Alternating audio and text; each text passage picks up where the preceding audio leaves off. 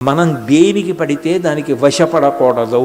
మీరు రోడ్డు మీద పెడుతున్నారనుకోండి, మీ దృష్టి అంతా డ్రైవింగ్ మీద ఉండాలి. మీరు చదువుతున్నారనుకోండి, చదువు మీదే ఉండాలి. మీరు భోజనం చేస్తుంటే భోజనం మీదే ఉండాలి. మీరు ఏదైనా వింటూ ఉంటే వినడం మీదే ఉండాలి. అందుకే శృణ్వం తపః అంటుంది శాస్త్రం. వినడం కూడా తపస్సు, చదవడం తపస్సు. మీరు ఏది చేసినా దాని మీదే దృష్టి ఉండాలి.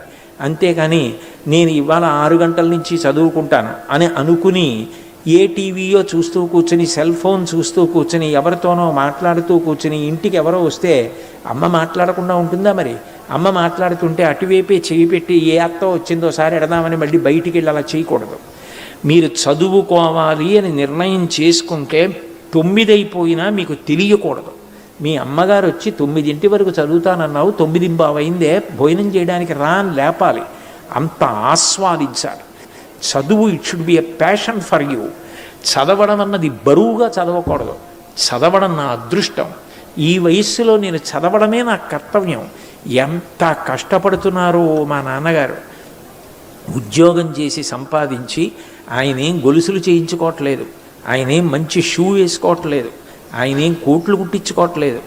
మా కోసమని డబ్బులు ఖర్చు పెడుతున్నారు. మా అమ్మగారు రేపు నేను పెరిగి పెద్దదాన్నైతే పెళ్ళవ్వాలని నా కోసం డబ్బులు దాస్తున్నారు. అంత కష్టపడి మా నాన్నగారు అమ్మ చదివిస్తున్నారు. నేను బాగా చదువుకోవాలి తప్ప ఇవన్నీ నాకు అనవసరం అన్న దృష్టి ఉండాలి.